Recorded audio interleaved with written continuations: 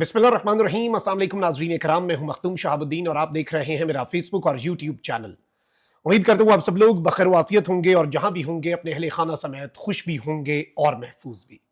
नाज़रीन इकराम, आज का दिन सुप्रीम कोर्ट ऑफ पाकिस्तान में बहुत हैपनिंग रहा। एक जानिब तो जस्टिस मंसूर अली शाह ने 70 सफ़हात पर मुश्तमिल सुप्रीम कोर्ट की फुल कोर्ट के मेजॉरिटी जजेस का फैसला जारी कर दिया। उस फैसले के आफ्टर शॉक्स आने का सिलसिला जारी था कि जस्टिस मंसूर अली शाह ने काजी के जस्टिस मंसूर अली शाह की तरफ से जो जारी करदा वजाहत पर सवालात हैं उनका भी जवाब दे दिया। लेकिन अब जो डेवलपमेंट हुई है वो आज के दिन का जस्टिस मंसूर अली शाह की तरफ से तीसरा बड़ा सरप्राइज है।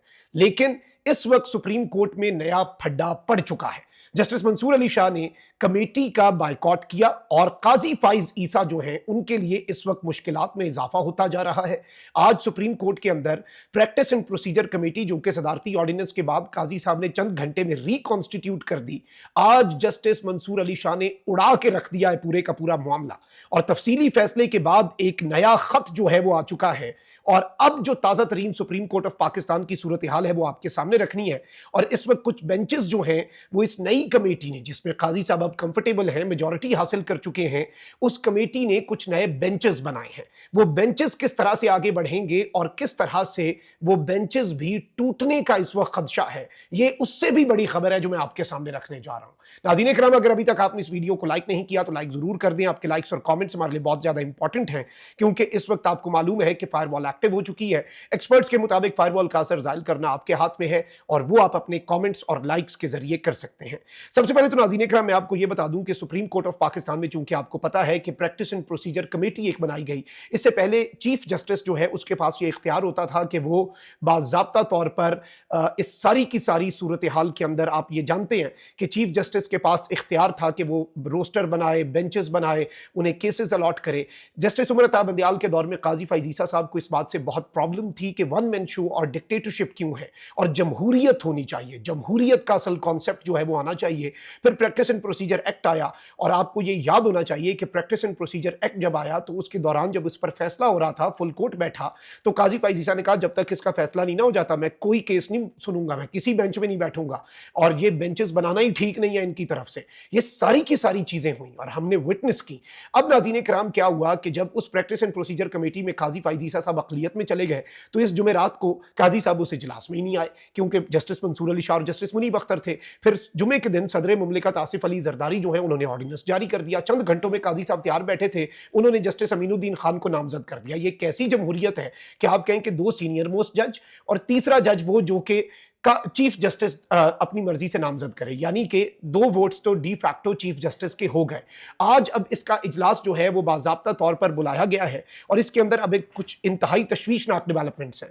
एक तरफ तो सुप्रीम कोर्ट के सीनियर जज जस्टिस मंसूर अली शाह ने प्रैक्टिस एंड प्रोसीजर तरमीमी ऑर्डिनेंस जो है उस पर तहफ़्फ़ुज़ात का इजहार कर दिया है। सुप्रीम कोर्ट में प्रैक्टिस एंड प्रोसीजर एक्ट के तहत जजेस कमेटी का इजलास हुआ। ज़राए के मुताबिक जस्टिस मंसूर अली शाह जजेस कमेटी में शिरकत किए बगैर चले गए। ज़राए ने बताया कि जस्टिस मंसूर अली शाह ने तरमीमी पर तहफ़्फ़ुज़ात का इजहार किया और फिर जस्टिस काजी फाइज ईसा और जस्टिस अमीनुद्दीन खान, जिन्हें कि स्पेसिफिकली काजी फाइज ईसा ने पिक एंड चूज किया इस कमेटी में अपनी अक़लियत को अक्सरियत में वापस बदलने के लिए, वो जस्टिस अमीनुद्दीन खान साहब जो है उन्होंने इजलास अनफॉर्चुनेट सी ये बात है कि जारी रखा। अब इस सब के अंदर जस्टिस मंसूर अली शाह साहब जो है उनका एक खत आया है और ये खत उन्होंने इस कमेटी के जो सेक्रेटरी होती हैं, बेसिकली ये रजिस्ट्रार का इख्तियार होता है। रजिस्ट्रार इस कमेटी के सेक्रेटरी के तौर पर फ़राइज़ सर अंजाम देता है। तो इस वक्त खातून रजिस्ट्रार हैं और वो इस कमेटी की प्रैक्टिस एंड प्रोसीजर कमेटी जिसमें 3 मेंबर्स होते हैं उसकी सेक्रेटरी हैं। तो सुप्रीम कोर्ट के सीनियर जज जस्टिस मंसूर अली शाह ने सेक्रेटरी सुप्रीम कोर्ट कमेटी को खत लिख दिया है और ये खत काजी फाइज ईसा के ऊपर एक चार्जशीट है। काजी फाइज ईसा और निज़ाम की जो एक फिक्स्ड मैच चल रहा है उसके ऊपर एक चार्जशीट है और काजी फाइज ईसा और निज़ाम किस तरह से मिलकर सिंक्रोनाइज तरीके से चल रहे हैं, ये जस्टिस मंसूर अली शाह का आज के दिन का तीसरा बड़ा सरप्राइज है। जस्टिस मंसूर अली शाह ने खत में तरमीमी ऑर्डिनेंस पर तहफ़्फ़ुज़ात का इजहार किया और कहा कि ऑर्डिनेंस इजरा के चंद ही घंटों बाद प्रैक्टिस एंड प्रोसीजर कमेटी की दोबारा तश्कील कर दी गई, यानी कि ऑर्डिनेंस आया और चंद ही घंटों में प्रैक्टिस एंड प्रोसीजर कमेटी की दोबारा तश्कील हो गई। तरमीमी ऑर्डिनेंस आने के बाद भी सीनियर तरीन जजेस को कमेटी इजलास में शिरकत करनी चाहिए थी, यानी कि इस ऑर्डिनेंस के बाद भी ऐसे नहीं होना चाहिए था कि आप फौरी तौर पर तैयार बैठे हो। खत में कहा गया कि कोई वजह बताए बगैर जस्टिस मुनीब अख्तर को कमेटी से हटा दिया गया। जस्टिस मुनीब अख्तर को कमेटी से हटाने की वजूहात भी नहीं बताई गई। अपनी मर्जी का मेंबर कमेटी में शामिल करके मन मर्जी की गई, जो कि गैर जमहूरी रवैया और वन मैन शो है। गैर जमहूरी क्या होता है? गैर जमहूरी चीज ये होती है कि आमरीयत, क्योंकि जमहूरियत की जिद आमरीयत है, तो जहां पर जमहूरियत नहीं होगी वहां पर आमरीयत होगी।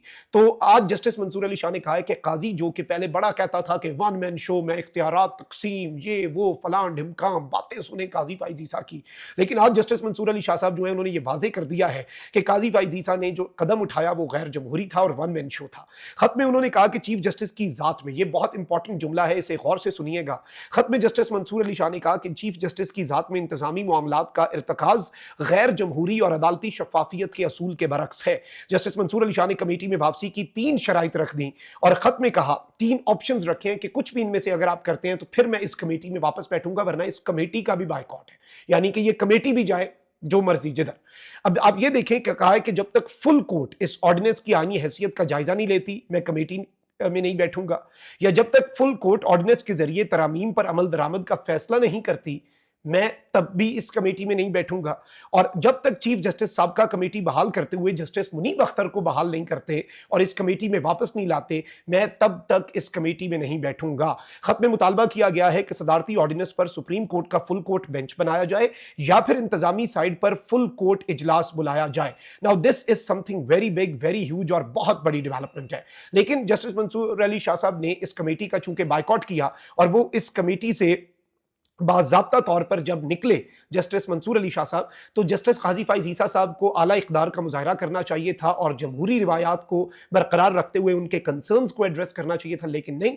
काजी फाइज ईसा साहब अपनी मर्जी का बंदा लाए हुए थे, जस्टिस अमीनुद्दीन और जस्टिस काजी फाइज ईसा नहीं। फिर आज तो जस्टिस मंसूर अली शाह ने तो इस कमेटी को जो नई बनी है इसे मानने से ही इनकार कर दिया कि यह कमेटी ठीक ही नहीं है। इस पर पहले सुप्रीम कोर्ट की फुल कोर्ट बैठे, सारे जज बैठे और इस पर फैसला करें, यही काजी बातें करता था ना। और कहता था काजी हमारा प्यारा और हमारा हर दिल अजीज काजी, ये कहता था कि मैं बेंचेस में नहीं बैठूंगा जब तक इस पर फैसला नहीं होता। तो ले जी, जैसी करनी वैसी भरनी। ये प्रैक्टिस एंड प्रोसीजर भी जस्टिस उमर अता बंदियाल के लिए गड़ा खोदा गया था, जिसमें काजी साहब गिर गए थे ना, और फिर इसमें से रेस्क्यू करवाया गया सदारती ऑर्डिनेंस के जरिए, तरमीम के जरिए भी नहीं, कानून साजी के जरिए भी नहीं। अब इस सब के अंदर मैं आपको यह बता दूं कि सुप्रीम कोर्ट की प्रैक्टिस एंड प्रोसीजर कमेटी जो है, जजेस कमेटी, उसने आज कुछ बेंचेस बनाए हैं। एक तो ऑडियो लीक्स के लिए 5 रुकनी लार्जर बेंच तश्कील दिया है। जराये के मुताबिक सुप्रीम कोर्ट जजेस कमेटी के इजलास में 63 नजर सानी दरखास्तें 30 सितंबर को समाअत के लिए मुकर्रर करने का फैसला किया गया है। काजी फाइज ईसा साहब जो है वो खुद बैठेंगे इस बेंच के अंदर और इस बेंच में 63A आर्टिकल जो है उसकी तशरीह के लिए वो फैसला करेंगे। जराये के मुताबिक बेंच में justice Munib Akhtar, justice Aminuddin, justice Jamal Mandokhel और जस्टिस मजहर आलम मियां खेल जो है वो शामिल होंगे। और ये एक बहुत बड़ी डेवलपमेंट है, यानी एक तरफ ये 5 रुकनी बेंच जिसकी सरबराही काजी करेगा और उसमें जस्टिस मुनीब अख्तर तो है, लेकिन बाकी काजी फाइज ईसा साहब ने हम ख्याल जजेस डाले हैं। वहीं दूसरी जानिब ऑडियो लीक्स के लिए भी 5 रुकनी लार्जर बेंच जो है वो तश्कील दे दिया गया है। ऑडियो लीक्स केस जो है उसकी सरबराही बेंच की जस्टिस मंसूर अली शाह करेंगे, लेकिन अब इसमें वारदात समझिएगा कि बेंच में जस्टिस जाया अफरीदी, जस्टिस अमीनुद्दीन, जस्टिस जमाल मंदोखेल और जस्टिस मुसरत हिलाली होंगी। जराये ने बताया कि ऑडियो लीक्स केस आइंदा हफ्ते समाअत के लिए मुकर्रर किए जाने का इम्कान है और जस्टिस मुनीब अख्तर को ऑडियो लीक्स केस में उनका जिक्र होने पर बेंच में शामिल नहीं किया गया। और ये इस कमेटी में डिस्कस हुआ कि जस्टिस मुनीब अख्तर का चूंकि इसके अंदर जिक्र हुआ था, इसलिए उन्हें हम ऑडियो लीक्स केस में नहीं डाल रहे। ऑल्दो 63A की जो तशरीह है उसके हवाले से बाज़ाब्ता तौर पर उस पर नजरसानी के लिए ये चीजें फिक्स कर दी गई हैं। And this is something very big, very huge और एक बहुत बड़ी डेवलपमेंट के तौर पर यह चीज सामने आ रही है। अब ये जो काजी साहब ने 63A का बेंच बनाया, इसमें बहुत से लोग कह रहे हैं कि 4-1 का फैसला आएगा, लेकिन इसमें मैं आपको यह बता दूं कि 30 तारीख को 4-1 का फैसला नहीं, और दूसरी जानिब जस्टिस मंसूर अली शाह साहब का जो बेंच होगा उसमें भी यह हो सकता है कि जस्टिस मंसूर अली शाह बेंचेस में बैठने से ही इनकार कर दें, जैसे काजी साहब ने भी एक दौर में किया था। और जस्टिस मंसूर अली शाह कहें कि जब तक इस पे फुल कोर्ट सुप्रीम कोर्ट की नहीं बैठती, जो कि काजी साहब का भी मुतालबा था, तो शायद जस्टिस मंसूर अली शाह साहब बेंचेस में ना बैठें।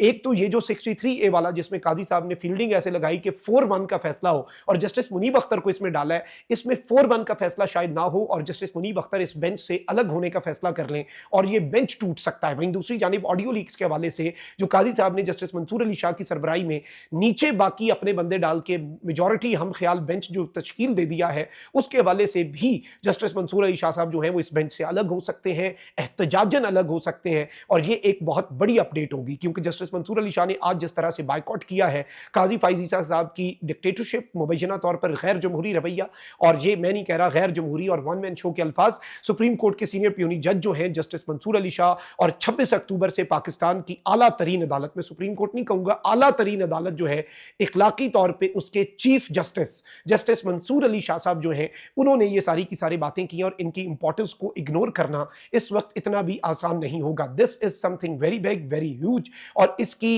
अहमियत जो है उसका इदराक करना इस वक्त मुश्किल है।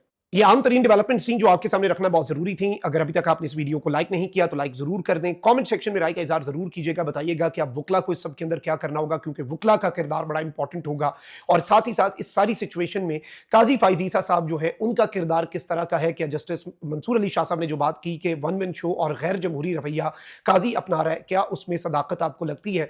ये सब कुछ आपने कॉमेंट सेक्शन में अपना तज्जिया देना है, क्योंकि आपकी राय बहुत इंपॉर्टेंट है। अगर आपको लगता है कि आपकी राय इंपॉर्टेंट नहीं है तो आपको गलत लगता है, क्योंकि इस वक्त जुबान खल्क जो है उसे कुछ लोग नकारा खुदा समझे ना समझे, लेकिन ये चीज उन्हें बॉदर जरूर करती है, और इसीलिए सोशल मीडिया के ऊपर फायरवॉल्स लगाई जाती हैं, सब कुछ किया जाता है। तो अपना फीडबैक जो है वो लाजमी तौर पे आपने देना होता है। फीडबैक आपका हमारे लिए बहुत ज्यादा अहमियत का हामिल होता है। कमेंट सेक्शन में राय का इजहार जरूर करें। अल्लाह निगहबान, पाकिस्तान जिंदाबाद।